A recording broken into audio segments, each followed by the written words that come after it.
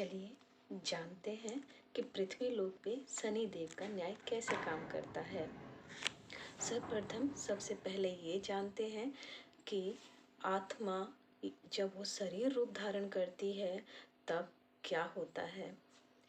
जब किसी आत्मा का जन्म धरती पर होता है तो ये नक्षत्र के आधार पर होता है, उसके साथ नक्षत्र परिक्रिया जुड़ती है। नक्षत्रों का बहुत बड़ा योगदान होता है जो शनि देव के न्याय प्रणाली में काम करते हैं। अब इसे समझते हैं क्योंकि कर्मों के आधार पर जन्म परिक्रिया ये एक बहुत बड़ा विषय है जिसे हमें समझना जरूरी है।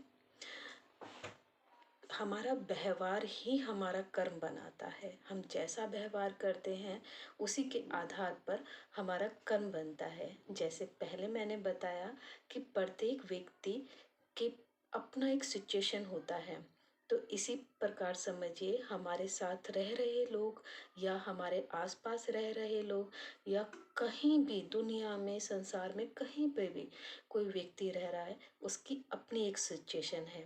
तो सिचुएशन के अनुसार वो व्यवहार करता है और वही कर्म बनाता है, और कर्म बनाता है जिससे हमें कर्म फल प्राप्त होता है।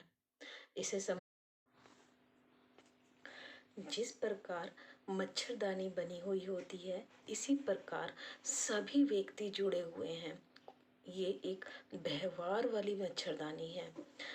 आप इसे कोड ही मानिए, एक धागा जिससे हर कोई जुड़ा हुआ है। जो व्यवहार हम आज करते हैं वो व्यवहार हमें कुछ समय बाद किसी और में भी दिखाई देता है। यही प्रणाली समझनी है क्योंकि ये एक ऐसा विषय है जिससे कलयुग आया या जिससे सतयुग आया या किसी भी युग का प्रभाव होता है या फिर व्यवहार का प्रभाव होता है।